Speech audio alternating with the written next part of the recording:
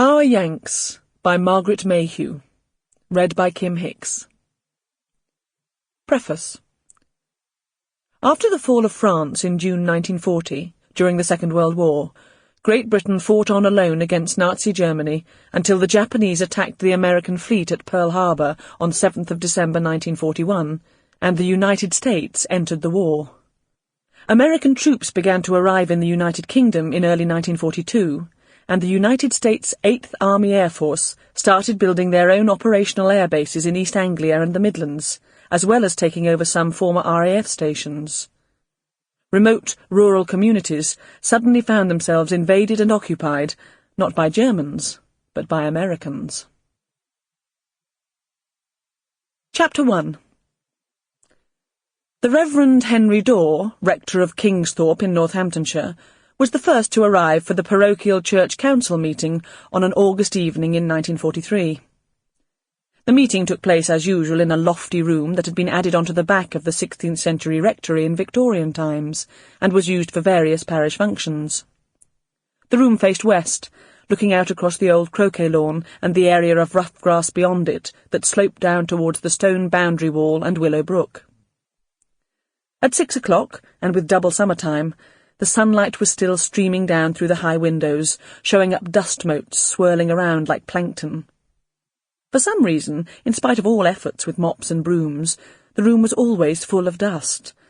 It gathered as grey fluff under tables and chairs, and snowballed across the floor to hide under radiators and pipes and in dark corners. The rector dragged one of the trestle tables into the centre of the room, and flapped at it with his handkerchief, before starting to move the necessary number of chairs.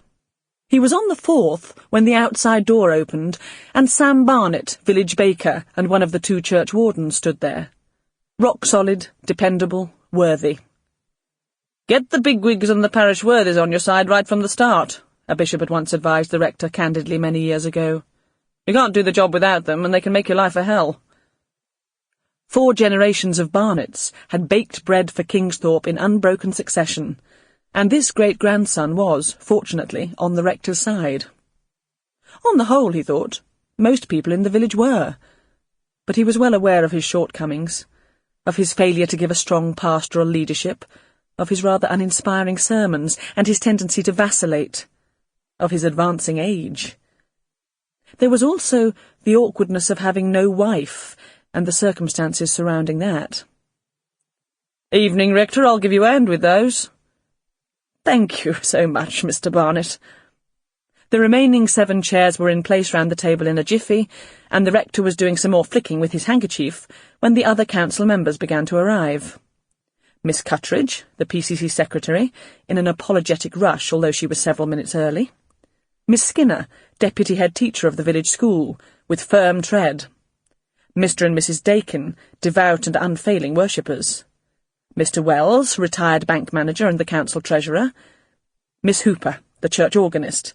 Mr. Rate, the local builder, and precisely as the nearby church clock struck 6, Brigadier Mapperton, the other church warden for nearly 15 years, and one of the biggest Whigs, who was on nobody's side but his own. "All present, Rector?" "Except for Lady Beauchamp, Brigadier. I'm sure she'll be here in a moment." "No idea of time, foreigners. Well, let's get on with it." "I think perhaps we should wait a few minutes." "Damned inconsiderate." The rector wasn't sure if the remark applied to himself or to Lady Beauchamp, but at that moment, to his relief, she arrived. Anyone from a neighbouring village or town counted as foreign to most of the Thorpe population, but the Brigadier had probably meant it literally. A Hungarian father accounted for Lady Beauchamp's rather exotic dark looks, though it was the rector's understanding that her mother had been completely English, and that she had been born in England. She certainly spoke without a trace of an accent. "Good evening, Rector. I'm sorry to be the last." He smiled at her, well aware of the Brigadier glowering away beside him. "We haven't begun yet, Lady Beauchamp." She was easily the youngest member of the council, having valiantly stepped into her late husband's shoes in the family tradition. He felt sorry for her, having to sit through what he knew to be somewhat tedious meetings. But if she was bored, she always hid it well. They moved to their places round the table, and he bowed his head in prayer. "Heavenly Father, we ask thy blessing on this meeting, and—" Sample complete. Ready to continue?